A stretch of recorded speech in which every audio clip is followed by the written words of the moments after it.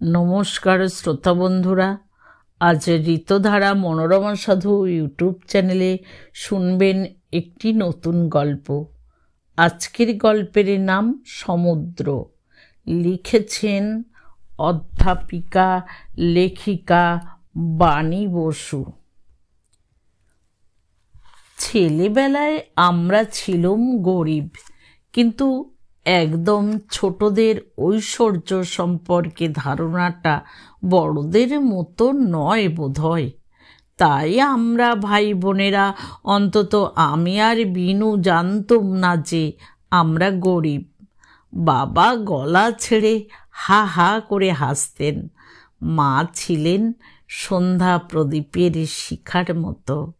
আর আমাদের বাড়ির যে অংশটা আমাদের ভাগে পড়েছিল, সেখানে মাঠের মতো দালালির এক অংশ, আর বিরাট উঁচু সিলিংয়ের 3খানা ঘর, আর জালি ঘেরা ব্যাডমিন্টন খেলা যায় এমন বারান্দা।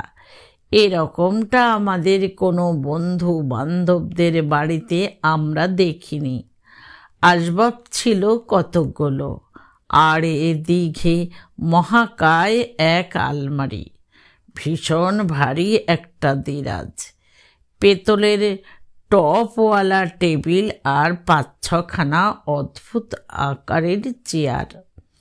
পায়াগুলো তাদের গড়িয়ে আসা ঘন গুড়ের মতো, কালচে লাল মেহগনি পালিশ।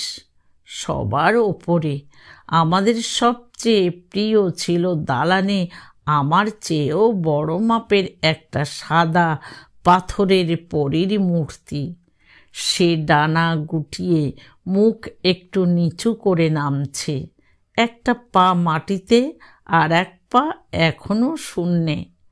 শূন্যে তোলা পায়ের আধখানা ভাঙা, একটা পা অমন ভাঙা বলেই যেন পরীটা ছিল আমাদের খুব কাছের মানুষের মতো, যার জন্যে মন খারাপ হতে পারে।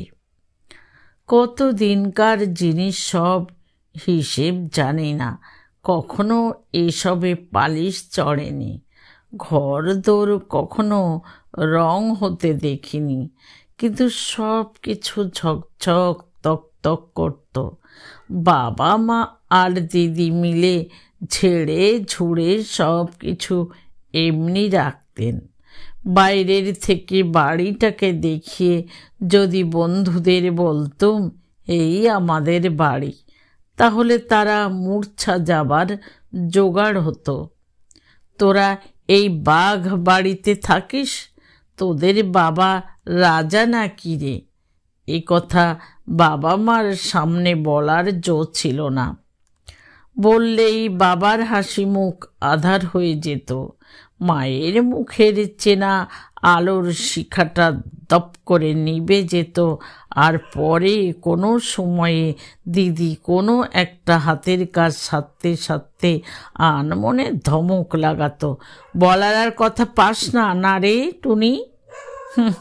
রাজা রানী রাজকন্যে হবার খুব শখ না রে? ভগবান জানেন, রাজকন্যে হবার শখ আমার মোটেই ছিল না।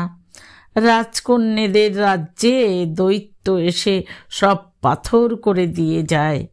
রাজকন্যাকে উঁচু জলটঙ্গি ঘরে জন্মের মতো ঘুম পাড়িয়ে রেখে দেয়। সোনার কাঠি রূপোর কাঠি মাথায় পায়ে রেখে জাগায় শুধু নিজের আকাট বিকট মুখখানা দেখবার জন্যে। রাজকন্যা কি হতে আছে? আমার ভাই বিনুকে চুপি চুপি জিজ্ঞেস করতুম, হ্যাঁ রে বিনু, দিদি আমাকে বকলো কেন রে? বাবাকে রাজা বললে বাবা কেন রাগ করে রে? বিনু আমার থেকে বয়সে ছোট হলে কি হবে, বুদ্ধিতে ছিল অনেক পাকা।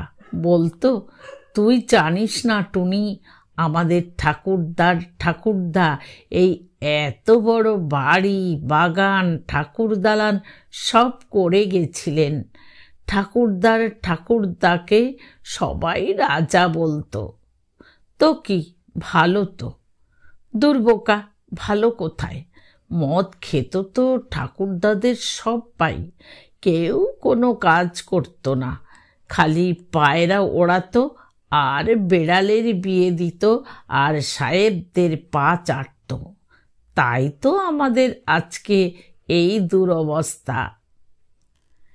বিনুটা সে সময়ে বাংলায় ভীষণ ভালো হবার চেষ্টা করছে। দুরবস্থা তো কোন ছাড়, অকুতোভয়, অদূরদর্শিতা ইত্যাদি শব্দ ব্যবহার করেও ঘন ঘন স্কুলের মাস্টার মশাইদের মূর্ছার কারণ হচ্ছে। যাই হোক, বিনুর কথাবার্তা থেকে আমি বোকা মেয়ে খালি এইটুকু উদ্ধার করতে পারতুম, রাজা হওয়াটা খুব খারাপ, রাজারা খুব খারাপ লোক হয়। বোধহয় আমাদের পাড়ার হাতকাটা তেঁতুলদার চেয়েও খারাপ। একমাত্র দুটো সময়ে আবছাভাবে বুঝতে পারতুম আমরা গরিব, আমাদের যথেষ্ট পয়সা কড়ি নেই। পুজোর সময়ে আর বেড়াতে যাবার মরশুমে। পুজোর সময়ে আমাদের ঠাকুর দালানে ডাকের সাজ পরা দুর্গা প্রতিমা পুজো হতো। সারা কলকাতার লোক ভেঙে পড়তো ঠাকুর দেখতে, কিন্তু আমাদের দুটোর বেশি 3টে জামা হতো না। মা সারা ভাদ্র আশ্বিন সেই পঞ্চমীর দিন পর্যন্ত হাত মেশিনে সেলাই করত। বাড়ির সবার সায়া, পাঞ্জাবি, ব্লাউজ, ফতুয়া, ফ্রক, জাঙ্গিয়া, শার্ট, প্যান্ট, শুধু নিজেদের নয়, সেই রায় বাড়ির বাসিন্দা নানান রকমের কাকা জ্যাঠাদের পরিবারের। এই ডাই জামা কাপড়ের মধ্যে থেকে একটা অপূর্ব থাক থাক দেওয়া সোনালি রঙের খড় মোড়ে ফ্রক বার করে হয়তো আমাকে ডেকে বলতো, টুনি দেখ দেখিনি, পছন্দ হয় কিনা। আমি দৌড়ে আসতুম, অমন জামা পছন্দ না হয়ে পারে। বলতুম, মা এটা অষ্টমীর দিন পরব তো, ষষ্ঠী, সপ্তমী, নবমী এগুলো। মা আবার সেই ডাইয়ের মধ্যে হাত চালিয়ে একটা সাধারণ ছিটের সাদা সিধে ফ্রক বার করে বলতো, এইটা ষষ্ঠীর দিন পরবি। আরে আবার কি, দেখছিস না কতজনের কত ফরমাস, এই সব সেরে আর কখনো করতে পারি? নড়া ব্যথা হয়ে গেল যে রে। এমনিতে খুব মাতৃভক্ত হলেও আমি নড়া ব্যথার কথাই ভুলতুম না। কেঁদে কেটে একসা করতুম, কারণ আমার চোখের সামনে তখন ভাসছে খুড়তুতো 2 বোন পুতুল বিথির 5 দুগুণে 10টা করে ফ্রক, কোনটা ফ্রিল দেওয়া, কোনটার কুকুরের কানের মতো কলার, কোনটাতে সিল্কের ওপর মিকি মাউস, এক একটায় এক এক রকম চমক। তাদের পাশাপাশি আমি ওই সোনালি অর্গ্যান্ডির ফ্রক পরে রোজ। কেন তুমি এতজনের এত জামা করবে কেন? খালি আমার বিনুর আর দিদির আর তোমার আর বাবার করবে না কেন? কেন কেন? আমার সেই নেই আঁকড়া কান্নার মধ্যে মা সেলাই কলের ওপর গালে হাত দিয়ে চুপটি করে গম্ভীর মুখে বসে থাকত। দিদি জোর করে আমাকে সেখান থেকে তুলে নিয়ে যাবার চেষ্টা করত। আর ঠিক এমনই সময়টা বাবা এসে দাঁড়াতেন। কি হলো, টুনি এত কাঁদছে কেন? ও কি বুলা, টুনিকে অমনি করে 1 পা ধরে টানছিস কেন? দেখো না বাবা, টুনি মাকে কাজ করতে দিচ্ছে না। পুজোর আর ঠিক 15 দিন বাকি। এ সবই তো আমাদের শেষ করতে হবে নাকি? দিদি মাকে সাহায্য করত, বোতাম বসানো, বোতাম ঘর করা, হেম সেলাই করে দেওয়া, সিল্কের জিনিস তৈরি করার সময় টান টান করে ধরে বসে থাকা। সব। বাবা সমস্ত শুনে গম্ভীর হয়ে যেতেন। পরদিন দুপুরবেলা গলদঘর্ম হয়ে কোথা থেকে ফিরে এসে ডাকতেন, টুনি, টুনটুনি, টুনটুনি। আমি ছুটে যেতে হাতে একটা বাক্স ধরিয়ে দিয়ে বলতেন, দেখো তো টুনটুনি, পছন্দ হয় কি না। বাক্সের ভেতর থেকে বেরোতো সাদা ধবধবে সুইস সিল্কের লেস দেওয়া স্বর্গীয় ফ্রক, তার জায়গায় জায়গায় ছোট্ট ছোট্ট এমব্রয়ডারির ফুলের গোছা। ফ্রকটা তুলে নিয়ে তার ভেতরে নাক ডুবিয়ে আমি শুধু সেই গন্ধটুকু নিতুম প্রাণ ভরে, হারিয়ে যেতুম গন্ধটার ভেতর। আমি তখন একটা খুশির পুতুল, ডুবে যাচ্ছি সুখের সাগরে। আর ঠিক সেই সময়ে মা এসে দাঁড়াতো, এ কি গো, এ ফ্রক কোত্থেকে আনলে? এ যে অনেক দাম। কোত্থেকে? New market. ইস, কত নিল? সুন্দর কিনা সেটা বলো আগে, অত দাম দাম করছো কেন? সুন্দর তো বটেই, দামটা কত সুন্দর সেটাও আমার জানা দরকার। ৪৫ টাকা। কি বললে? ৪৫ টাকা? এতে যে ওর ৩খানা ফ্রক হয়ে যেত গো। কোথা থেকে? আহ, চুপ করো না এখন। এরপরেও আছে জুতো, মোজা, রিবিন, পুজোর কদিনে নানা বায়না। মা কথা শেষ না করে চলে যেত। রাত্রিরে দিদি গায়ে হাত বুলোতে বুলোতে বলতো, টুনি, বাবার না একটা খুব দরকারি জিনিস কেনার ছিল, সেটা বাদ দিয়ে তোর অত দামি ফ্রকটা কিনে এনেছে। তুই কাল বাবাকে বলবি ফ্রকটা ফেরত দিতে, বলবি ওটা তোর পছন্দ নয়। হ্যাঁ। কি করে মিছে কথা বলবো? আমার যে জামাটা খুব পছন্দ দিদি। বাবার দরকারি জিনিসটা অন্য টাকা দিয়ে কিনুক না। দিদি বলতো, বলবি সাদা জামা আমার পছন্দ না, তুই আর জামা নিবি না।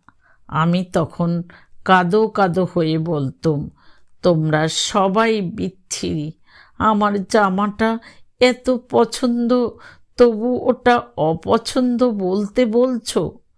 পুতুল, বিথি, পরি, দীপু, মঞ্জু সবাই এক এক দিন এক একটা জামা পরবে সবাই, খালি আমি কথা শেষ করতে পারতুম না। ফুপিয়ে ফুপিয়ে কাঁদতে থাকতুম। কান্নার আওয়াজে মা ঘরে ঢুকে বলতো, বুলা, টুনি কাঁদছে কেন রে, বকেছিস? দেখো না মা, আমি নাকে কান্না চড়াবার আগেই দিদির হাত কঠোরভাবে আমার মুখ বন্ধ করে দিত। মা একটুখানি দাঁড়িয়ে থেকে বলতো, বুলা, ওকে বকিস না, ছেলে মানুষ। পুজোর কদিন ভারী মজা। বুড়ির মাথার পাকা চুল, হাওয়া মিঠাই, পাংখা বরফ, লম্বা বেলুনের চ্যাঁ-চোঁ গ্যাস বেলুন, ঠাকুর দালানে ঝাড়বাতির নিচে ডাকের সাজ পরে ঠাকুর ঝলমল করছে। কোনো একজন কাকিমা ডেকে বলছে, টুনি, এই সিল্কের জামা তোকে কে দিল রে? কে আবার দেবে? আমার বাবা। বাবার গর্বে ঝকমকে মুখ, আমি দৌড়ে হারিয়ে যাচ্ছি বন্ধুদের ভিড়ে আমার ডাকের সাজে। সাদা ধবধবে সিল্ক, তাতে সরু লেসের পাড়, চকচকে সুন্দর লজেন্স লজেন্স গন্ধওয়ালা এমব্রয়ডারির নানান রঙের ফুলের গোছা। টুনি, টুনি, বিথি ডাকছে বুঝি। কি সুন্দর তোর এই জুতোটা, আইরিনের নাম। বাটার নতুন জুতো বাবা কিনে দিয়েছে, আমার বাবা।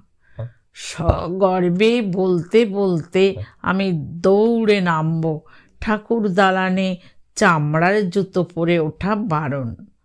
তার সামনের চত্বরে হাজার মুখের মেলা, তারই মধ্যে কোনো কোনো চোখ আমার ওপর, আমার ফ্রকের ওপর আটকে যাবে। কেউ হয়তো বলে উঠবে, ফ্রকটা কি সুন্দর দেখেছ মিনুকে, এইরকম একটা নতুন কস্তা পেড়ে শাড়ির আঁচল মাথায় দিয়ে পায়ে আলতা মা চলে যাচ্ছে ঠাকুর দালানের দিকে। হাতে পেতলের ভারী থালায় কত কি রহস্যময় পুজোর জিনিস। বাবা কোরা কাপড়ের খুঁট গায়ে জড়িয়ে ঠাকুর মশাইয়ের পেছনটিতে বসে বিনুর হাত থেকে ফিরোজা রঙের গ্যাস বেলুনটা হুস। ধনেখালির হলুদ ডুরে শাড়ি পরে দিদি এসে দাঁড়াচ্ছে। আমার দিদি, আরও অনেক দিদি, খুঁড়তুতো, জাটতুতো, পাড়াতুতো, কেউ সিল্ক, কেউ অর্গ্যান্ডি, কেউ বেনারসি। মহা সমারোহে সন্ধি পুজো শুরু হয়ে গেল। সেই ধুমধামের সন্ধি পুজোর ধুনো গুলের চোখ আধার করা আবছা পর্দার মধ্যে থেকে ঘোমটার ভেতর মায়ের ভক্তি নম্র অনিন্দ মুখখানা মাঝে মাঝে দেখা দিয়েই হারিয়ে যাচ্ছে। কে যেন বলছে, বুলার শাড়িটা বড্ড খেলো, পুজোর কাজে নষ্ট হয়ে যাবে বলে পড়েছে নাকি রে। কে যেন তার জবাব দিচ্ছে, দূর, কোথা থেকে দামি শাড়ি পাবে। কথাগুলো তাদের পুরো অর্থ নিয়ে আমার ছোট্ট মাথায় ঢুকছে না, কিন্তু শরীরে কেমন একটা আসতে রাগে দুঃখে আস্তে আস্তে কান গরম, মাথা ফাঁকা। আমার দিদির শাড়িটা খেলো মানে বাজে কেন? কত সুন্দর দেখাচ্ছে যে দিদিকে।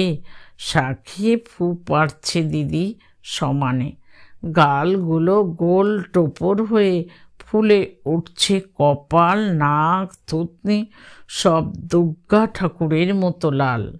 কোথায় চললি টুনি? কে যেন পেছন থেকে বলছে চেঁচিয়ে। ঢাক বাজছে, ঢোল বাজছে, তুমুল হুল্লোড়ে কাসর বাজছে, কাই না না, কাই নানা নানা। আমি গরিব, আমরা গরিব। দিদির শাড়িটা খেলো।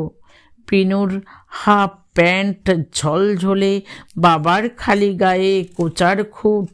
এই পুজো, এই হইচই, এসব পুতুল বিথিদের জন্যে, মঞ্জু দীপুদের জন্যে, মাধুদি, নীলমাসি, নতুন কাকিমা, গীতালি দিদিদের জন্যে। আমি চলে যাচ্ছি সাদা সিল্কের ফ্রকের ঠাট্টা শুনতে শুনতে আমাদের উঁচু ঘরের অসীম নিঃশব্দ পরিসরের মধ্যে আমার কান্না লুকিয়ে ফেলতে। পুজো ফুরিয়ে গেলে আবার সব ভুলে যাই। তখন দিদির অনেক যত্নে তুলে রাখা মলার দেওয়া বই, স্কুল ব্যাগ, টিফিন কৌটোয় ঘুগনি, বাবার কাছে অঙ্ক, ইংরেজি, বিকেল বেলায় মণি মেলা, দিনগুলো সব একে অপরকে হারাবার জন্যে দুর্দার ছুটত। আমিও তাদের সঙ্গে পাল্লা দিয়ে ছুটতুম। আর সারা দিন ছোটার ক্লান্তিতে, আনন্দে রাতের কোলে, মায়ের কোলে, দিদির কোলে ঢলে পড়তুম অবাধ সুন্দর শীতল বিস্মরণের অথৈ দিঘিতে। কিন্তু গরমের ছুটি, পুজোর ছুটি, বড়দিনের ছুটির সময়ে গরিব বিছেটা আবার আমায় কটাস কটাস করে কামড়াতো। পুজোর সময়ে না হয় সব শরিকে মিলে মল্লিক বাড়িতে বিখ্যাত 100 বছরে পুরনো পুজো। কোথাও যাওয়া যাবে না। গরমের ছুটিতে না হয় বাবার আপিস, বড় সাহেব কিছুতেই ছুটি দিতে চায় না, কিন্তু বড়দিন তখন যে কলকাতায় ঝুড়ি ঝুড়ি কমলা লেবু থই থই করছে, আকাশ নীল। এখানে সেখানে চড়ুই ভাতি। স্কুলের বন্ধু মিতালি বলতো, তনিমা তোরা শীতে কোথাও যাবি না? আমরা এবার গিরিডি যাচ্ছি, উশ্রী জলপ্রপাত আছে, খুব সুন্দর জায়গা। কেয়া বলতো, আমরা যাচ্ছি হাজারিবাগ, জঙ্গল দেখব, বাগানে লুকোচুরি খেলবো, আর রোজ মুরগি রোজ। শিপ্রা বলতো, তোর হাজারিবাগ গিরিডি ওসব তো হাতের কাছে, ট্রেনে চড়লি নেমে পড়লি, কোনো মজাই নেই।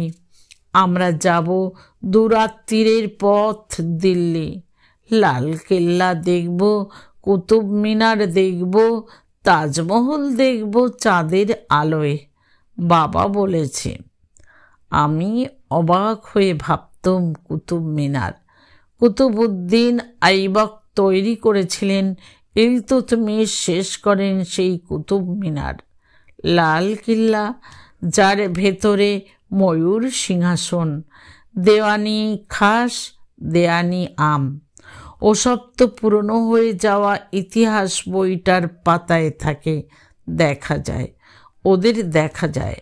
আর তাজমহল, কালের কপোল তলে শুভ্র সমুজ্জ্বল সেই তাজমহল, সেইটা দেখবে শিপ্রা, যে রোজ স্কুলে আমার পাশে গা ঘেঁষে বসে থাকে, আমার ঘুগনি খায়, আমাকে গোলাপ জাম খাওয়ায়, সেই শিপ্রা।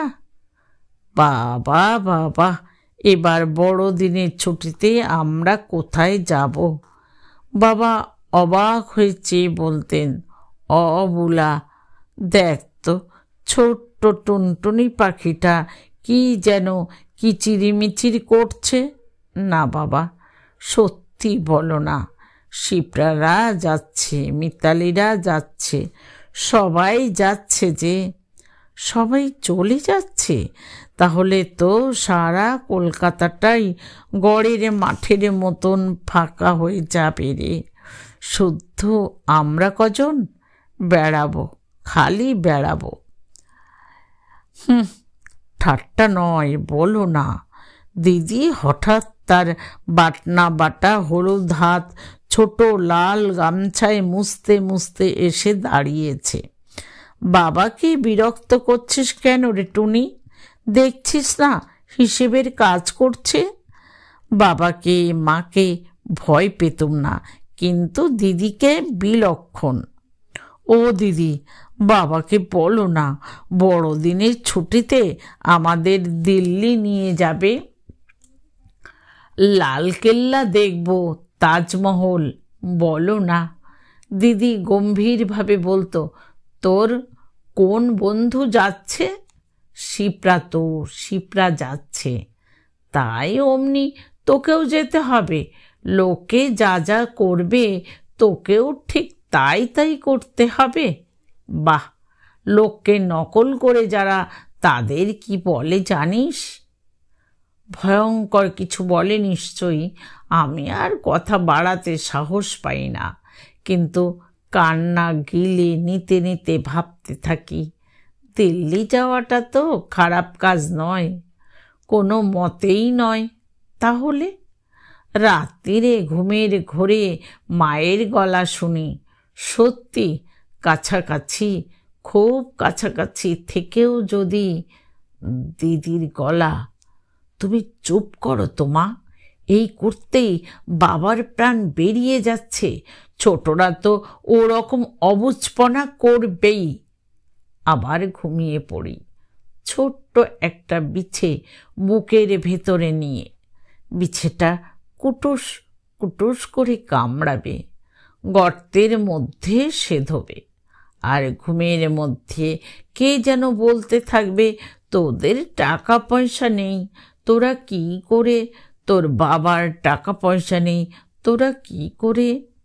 ট্রেনের চাকার ঘ্যান ঘেনে আওয়াজের মতোই সারা রাত সেই শব্দগুচ্ছ আমার আধ ঘুমন্ত অভিমানী মাথার মধ্যে গুম গুম করে বাজবে।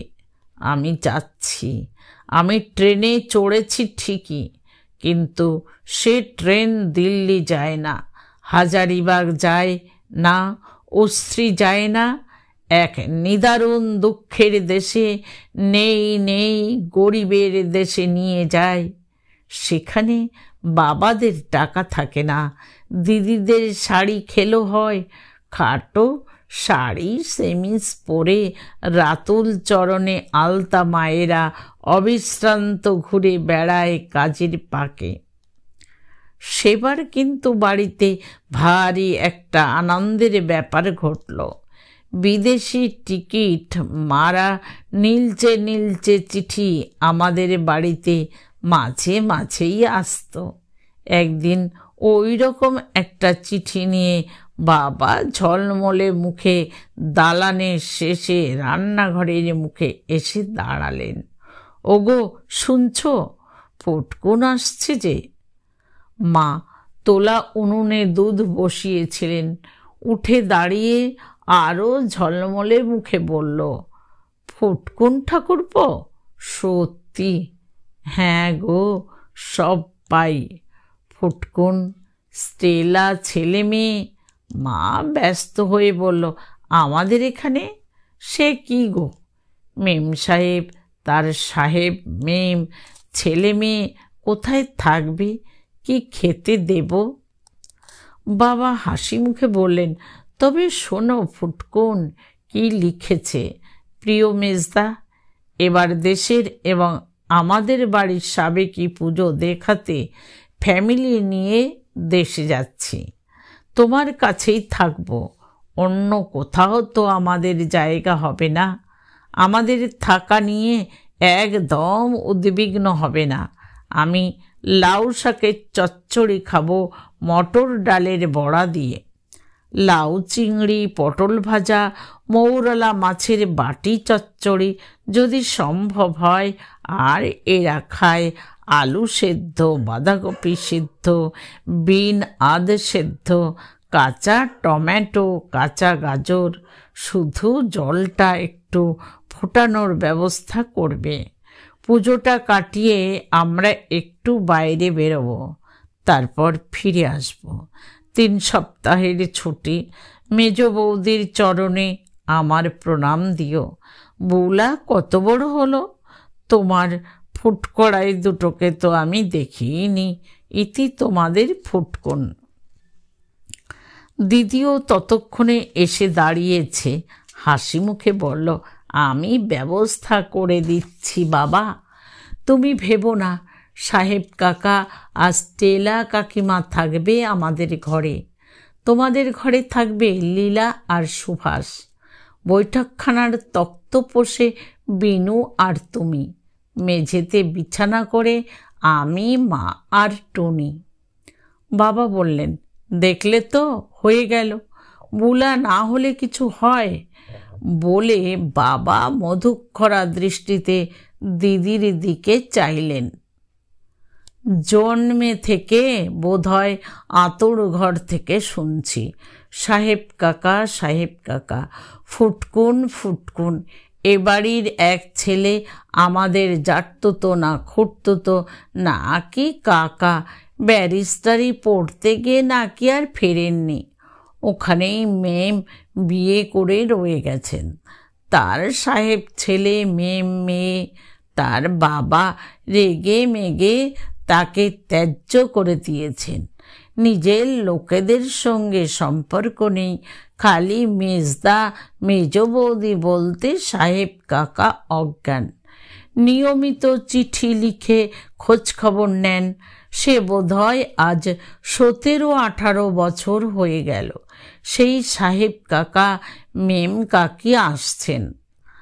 আমার আর বিনুর তো বুক গুড় গুড় করতে লেগে গেল। বাবা কোথা থেকে টাকা কড়ি জোগাড় করে বাথরুমে একটা কমোড আর একটা ছোট্ট বেসিন বসালেন। আমি আর বিনু চুপি চুপি হেসে গড়াগড়ি খাই। সাহেব মেমরা উবু হয়ে ড্যাশ বসতে পারে না, চেয়ার চাই। তাকে বলে কমন। হি হি হি হি। আমাদের হাসি আর ফুরোতেই চায় না, তবে হাসির মধ্যে মধ্যে একটু ভাবনাতেও পড়ে গেছি। সাহেব দাদা দিদিদের সঙ্গে কথা বলবো কি করে?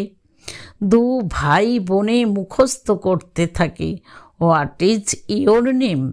মাই name is miss Tanima Mallick. My name is master Binayak Mallick. Where do you leave?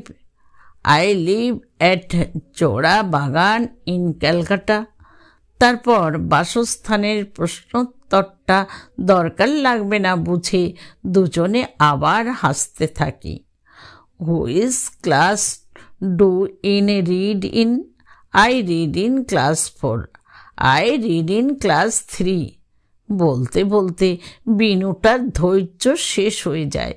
সে হাত পা ছুঁড়ে বলে ওঠে, হ্যাট ম্যাট ক্যাট, কুট শুট দ্যাট র্যাট ফাই হাই নাই, হাউ কাউ হাউ মাউ খাউ। বলতে বলতে দু পাটি দাঁত বার করে বগলে রবারের বল নিয়ে দে ছুট। বাবা একদিন শুনে ফেলে হেসে বাঁচেন না, বললেন, তোদের অত ইংরেজি বলতে হবে না, তোরা বাংলাতেই কথা বলবি। হাড় বড় না করে একটু স্পষ্ট করে ধীরে ধীরে বলবি, তাহলেই বুঝতে পারবে। সাহেব নাম হয়ে গেলে কি হবে? ফুটকুন কোনো দিন সাহেব ছিল না, হবেও না।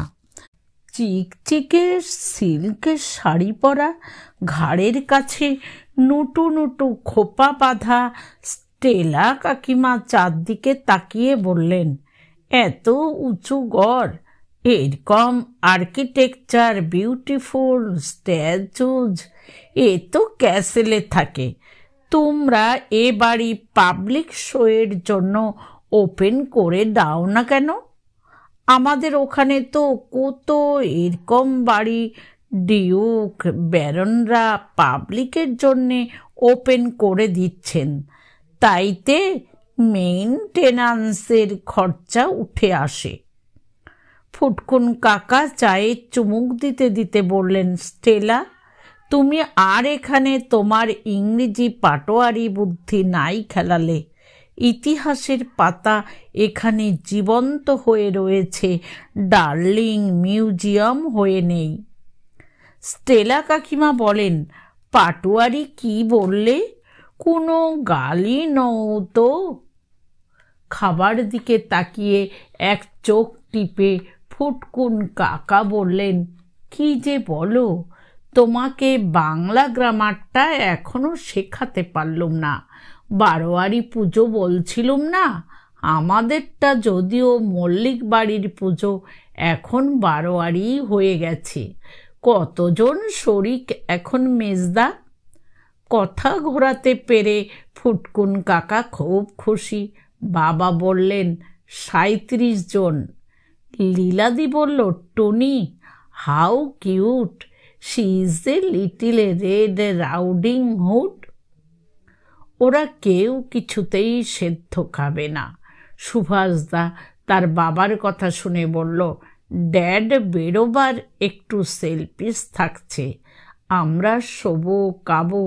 স্টেলা কাকিমা বললেন, মেয়েডি, কালি জাল দিও না। এইভাবেই বিশাল বাড়ির অলি গলি, কানাচ কানাচ লম্বা চওড়া দালান, জমাদারের ঘোরানো সিঁড়ি, 3-4টে ফুটবল খেলার মাঠের মতো ছাদ, আর এ কোণে ও কোণে বিস্ময় বালক বিস্ময় বালিকা এঞ্জেলের মূর্তি, দেওয়ালিগিরি, প্রাচীন পট, ফটোগ্রাফ এবং সর্বোপরি দুর্গা পুজো দেখতে দেখতে আমাদের ফুটকুন কাকাদের পরিবারের সঙ্গে ভীষণ আলাপ হয়ে গেল। আমার দিদি বুলা লীলাদের ভীষণ বন্ধু। সুভাষদার সঙ্গে বিনুর গলায় গলায় ভাব। দুজনে খালি ছাতে উঠে ঘুড়ি ওড়ায় আর বেড়ায়। উত্তর কলকাতার সব প্রাচীন সরু গলি ঘুচি, সুভাষদার দেখা চাই, আর আমি স্টেলা কাকিমার আদুরে। তিনি খালি বলেন, মেড্ডি, তোমার এই টুনি ডল আমি নিয়ে যাব। মা বলে, যাও না নিয়ে, যা কিচিরমিচির করে। সত্যি কিন্তু তখন আর নো করতে পারছে না। মা হাসত, আমি ভাবতুম ভালোই তো। ফুটকুন কাকাদের কি সুন্দর বাগানওয়ালা বাড়ি, তার ওপর দিকটা কুটিরের মতো, কেমন চিমনি, ফায়ার প্লেস, কুকুর, পরিষ্কার রাস্তাঘাট, বাকিংহাম প্যালেস, টেমস নদী, টিউব ট্রেন। আমি যাব, লীলাদির মতো টুকটুকে ফর্সা হয়ে যাব। মেম সাহেব একেবারে, কত জামা কাপড়, কত বেড়ানো, ভালোই হবে বেশ। ফুটকুন কাকা বললেন, পুজোর পর টিকিট কাটছি, গোপালপুর অনসি। তোমরা সকলে আমাদের সঙ্গে চলো। বাবা হাহা করে উঠলেন, একাদশীর দিন থেকেই অফিস ফুটকুন, কোনো উপায় নেই। মা হেসে পড়ল, তবেই বোঝো, তোমার দাদাকে দেখাশোনা করবার একটা লোক চাইতো। তুমি বরং বুলা বিনুকে নিয়ে যাও। লীলাদি বলল, Bula, you must take a holiday. দিদি হেসে বলল, পরের বার লীলা, পরের বার, ডোন্ট মাইন্ড। আমি জানি দিদি যাবে না, দিদি ভীষণ ঘরকোনো। অবশেষে অনেক আলাপ আলোচনার পর ঠিক হলো আমি আর বিনু যাব। মহানন্দে আমাদের বাক্স গুছোনো হলো। আমার আর বছরের সাদা সুইস সিল্কের ফ্রক তো এখনো তেমনি সুন্দর আছে, সোনালি অর্গ্যান্ডির ফ্রকটাও। তারপর স্টেলা কাকিমা আমাদের জন্য কত রকমের জামা এনেছেন, তাদের বলে ড্রেস। বিনুকে আর চেনা যাচ্ছে না।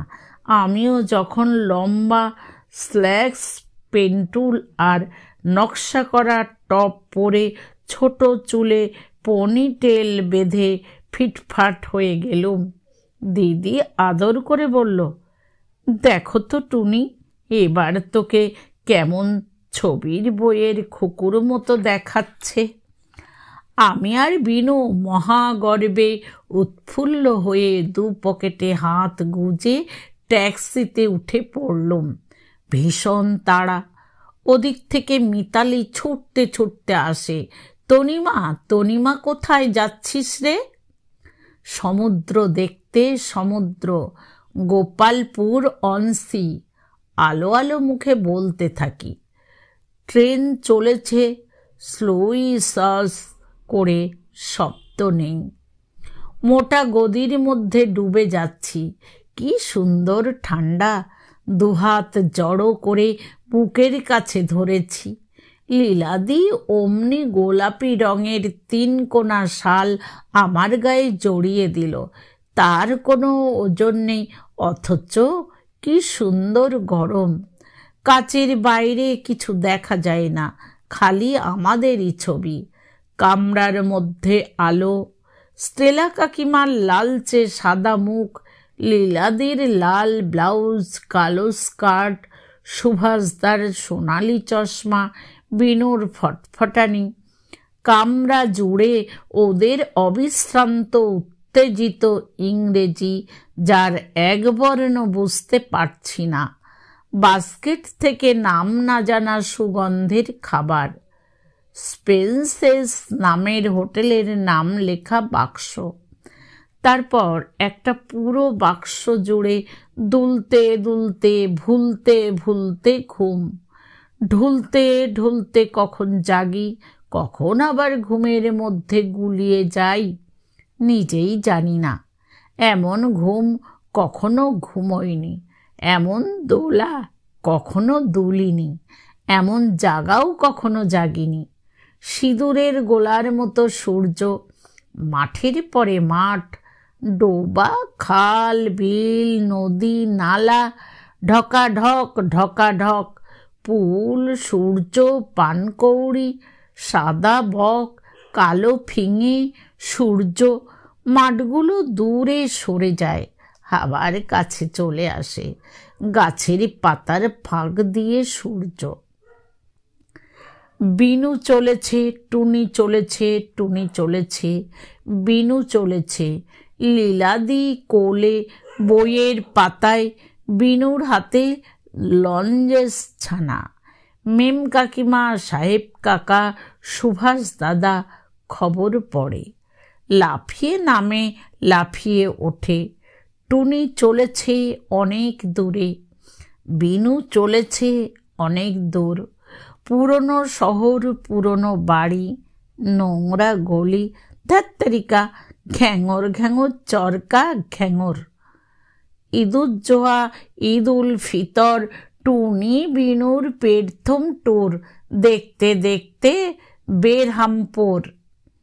হোটেলের গাড়ি এসেছে টুনিদির নিয়ে যেতে, মস্ত বড় ভ্যান গাড়ি যেতে যেতে অবশেষে তার চাকা বসে যায় বালিতে। টুনিতে বিনুতে চুপি চুপি বলা বলি করে, ঠিক যেমন ট্রেনের গদিতে ওরা ঢুকে যাচ্ছিল, তেমনি গাড়িটা বালির গদিতে ডুবে যাচ্ছে। বলতে বলতে ওরা হেসে ওঠে। ফুটকুন কাকু বলেন, হাসলি কেন রে টুনটুনিটা? কাকিমা বলেন, ছোটরা শুধু শুধু হাসে, কোনো কেন নাই। তারপর হঠাৎ দিগ্বলয়ে এক অবাক দৃশ্য, অবাক শব্দ। টুনি বিনু বিস্ময়ে চুপ, একদম চুপ।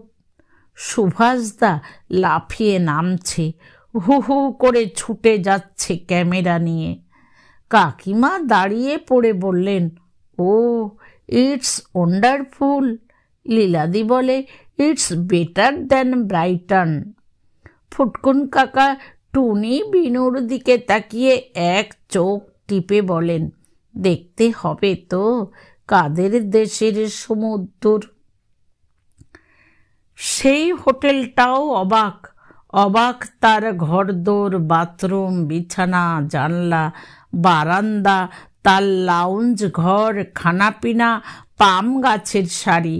কিন্তু সবার থেকে আশ্চর্য ওই সমুদ্র।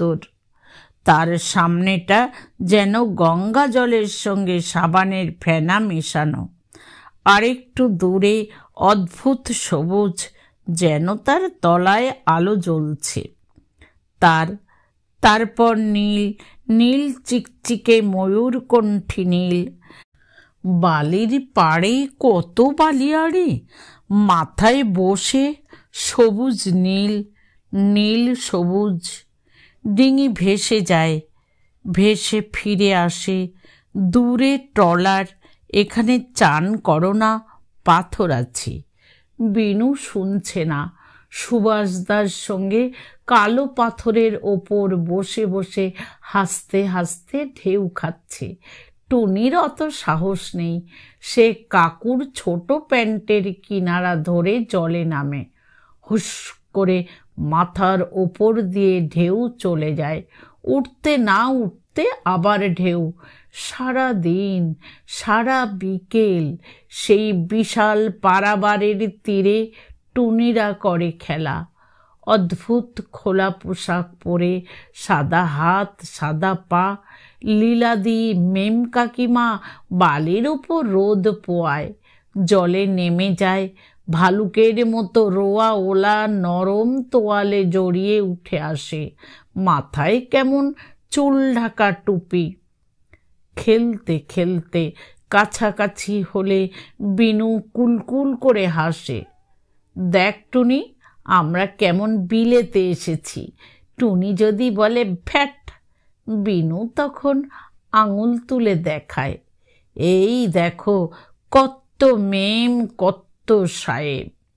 সত্যি বালুবেলায় স্টেলা কাকিমা লীলাদির মতোই আধ শোয়া হয়ে থাকে কত মেম, চোখে সানগ্লাস, ঢেউয়ের মাথায় লাল নীল ছোট প্যান্ট পরে নাগরদোলা খায় কত সাহেব। টুনিরা কাঁটা চামচে খায়, কোলে ন্যাপকিন পেতে, ঠিক কেয়া ফুলের মতো ন্যাপকিন গ্লাসে থাকে, গাল না ফুলিয়ে শব্দ না করে খেতে শিখিয়েছে লীলাদি। বেয়ারার সেলাম করে, তাদের মাথায় পেখমওয়ালা টুপি, কিন্তু যখন খুব বেশি বিলেত বিলেত লাগে তখন টুনি হাঁ করে ফুটকুন কাকার আর বিনুর তামাটে মুখের দিকে চেয়ে থাকে। রাত্রির বেলায় লীলাদির পাশের খাটে শুয়ে সমুদ্রের গর্জন শোনে, কেমন অচেনা অজানা বিলেত বিলেত। টুনি কি সত্যি সত্যি তবে নিজের দেশ, নিজের শহর কলকাতা ছেড়ে বহু দূরে বিলেতে চলে এসেছে? ভোরবেলায় ঘুম ভেঙে যায়, জানলা দিয়ে থই থই জল দেখা যায়, হুস করে বালির ওপরটা ফেনায় সাদা করে দিয়ে ফিরে যাচ্ছে। ব্যালকনিতে বসে লীলাদিদের হ্যাট ম্যাট ক্যাটের মধ্যে বসে বসে ব্রেকফাস্ট কিছু কিছু এখন বুঝতে পারা যায়। ফুটকুন কাকা কি স্টেলা লীলা এখন কেমন লাগছে? কাকিমা: খুব ভালো, ফিলিং অ্যাট হোম। কাকা: তাহলে বলো, জোড়া বাগান তোমাদের ভালো লাগেনি? কাকিমা: জোড়া বাগান ইজ অল রাইট, কিন্তু এখানে এসে শাড়ি খুলে ফেলতে পেরে আর অত লোকের কিউরিওসিটির বাইরে এসে আমার স্বস্তি হচ্ছে। লীলাদি: আসলে ড্যাড ভালো লেগেছে, কিন্তু বিদেশে অ্যাডভেঞ্চারের মতো। ফুটকুন কাকা: তাহলে বুঝে দেখো, তোমাদের জন্যে সারা জীবন বিদেশে পড়ে থাকতে আমার কেমন লাগে, আর এই এক সপ্তাহের কলকাতা মল্লিক বাড়ি বা আমার কেমন লেগেছে। কাকিমা: I am really sorry for you. সুভাষদা: আমি ঠিক করেছি গ্রাজুয়েশনের পর ইন্ডিয়া ট্যুর করব, ইউরোপ নয়। ওই সব সরু সরু গলি আর বড় বড় ছাদ আমাকে দারুণ ফ্যাসিনেট করেছে। মানুষরাও, আঙ্কেল আন্টির মতো মানুষ আমি দেখিনি, সাধারণ মানুষেরাও অদ্ভুত। কিছু কিছু লোক আছে জাস্ট একটা ল্যাকির মতো, কেউ কেউ আবার দেখবে যেন গড। কুকুর, বেড়াল কিংবা ইনঅ্যানিমেট অবজেক্টের মতো মানুষও দেখেছি। ফুটকুন কাকা: তোমরা বিনু টুনির সঙ্গেও কথা বলো, ওরা লেফট আউট ফিল করবে। লীলাদি: ওহ, তাও তো বটে। টুনি, এখানে তোমার কেমন লাগছে? টুনি: ভীষণ ভালো। বিনু, তোমার? বিনু: আমি বড় হয়ে বিলেত যাব। বিলেতটা তো এখানকার মতো। সুভাষদা: সবটা আছে না বিনু, কিছু কিছু আছে। ফুটকুন কাকা হেসে: ভালো, সুভাষ আসছে ইন্ডিয়ায়, বিনু যাচ্ছে ইংল্যান্ডে, বেশ একটা ইউথ এক্সচেঞ্জ প্রোগ্রাম করা যায়। টুনি, লীলা, তোমরা কি করবে বলো? ওহ, লীলা তো আবার, এবার ওরা চারজনেই কোনো লুকোনো কারণে ভীষণ হাসতে থাকছে।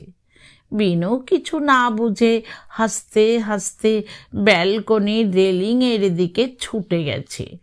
টুনির হাতে মিল্ক শেক, গোফে ফেনা লেগে আছে, ন্যাপকিন দিয়ে মুছিয়ে দিচ্ছে লীলাদি। গোপালপুরের এই বিলেত অবশেষে তার কাজু বাগান, বালিয়াড়ি, আরামের হোটেল বাড়ি এই সব নিয়ে দূরে সরে যাচ্ছে। দূরে সরে যাচ্ছে নীল সমুদ্রের ওপর কালো কালো কাস্তের মতো ডজনে ডজনে নৌকা। রাত্রিরে কালো জলের ওপর বাতিঘরের ঘুরে ঘুরে টর্চ ফেলা, টলেরের আলো, ঢেউয়ের মাথায় ফসফরাসের নাচ, পড়ে থাকছে অনেক পেছনে গোপালপুর অংশী, বেরহামপুর নীল সমুদ্র, সবুজ সমুদ্র। টুনির চোখ গলছে চুপি চুপি। ফিরে চলেছে, ফিরে যেতেই হয়। নজর মিনার থেকে হাওয়া বেলুন ওড়ানো দেখা আর হবে না, আর হবে না। ঢেউয়ের চূড়ায় পৃথিবীর রানী হওয়া, জলকন্যে হওয়া।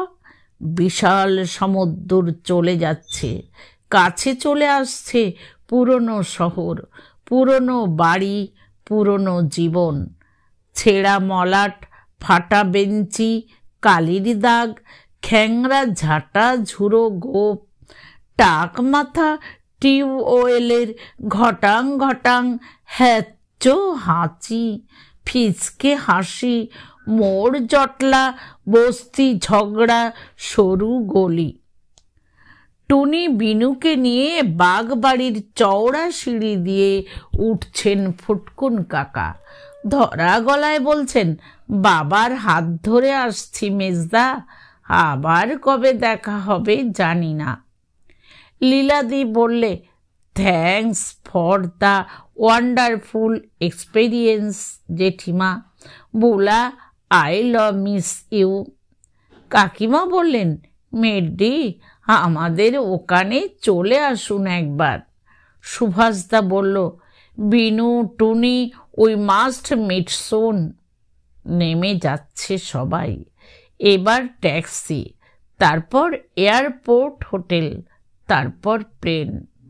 এখানে এখন জালি ঘেরা বারান্দায় নতুন শীতের উষুম কুসুম সকাল। এখানে এখন মোটা মোটা কত কালের পুরনো কড়ি বর্গার নিচে নতুন টুনি, নতুন বিনু, আর পুরনো মা, পুরনো দিদি, পুরনো বাবা। বিনুর হাতে ঝিনুক থলি, টুনির মাথায় বেতের টুপি, বাবার কাঁধে কোচার খোট। মা হাসছে, দিদি হাসছে, চিকন হাসি। বাবা ডাকলো, বিনু, বিনু। হাতের থলি খল বলাচ্ছে বিনায়ক। বাবা ডাকছে, টুনি, টুনটুনি। বাবার ছড়ানো দুই হাতের মাঝখান দিয়ে ছাপ্পাং করে ঝাঁপিয়ে পড়ছে টুনি। বাবার খোলা বুকের সঙ্গে সেটে গেছে টুনির মাথা, টুনির কান। কান পেতে শুনছে পুরনো বুকের মধ্যে গুম গুম গাগুম গুম, অবিকল সেই গভীর ডাক। অথই সমুদ্রের, নীল সমুদ্র, সবুজ সমুদ্র। ভেতরের এক অপরূপ অন্ধ আলোড়ন ঢেউ হয়ে ছুটে আসছে অবিশ্রান্ত কোজাগর। ভেঙে পড়ছে টুনির গালের বেলাভূমি, তাই ফেনায় ফেনা।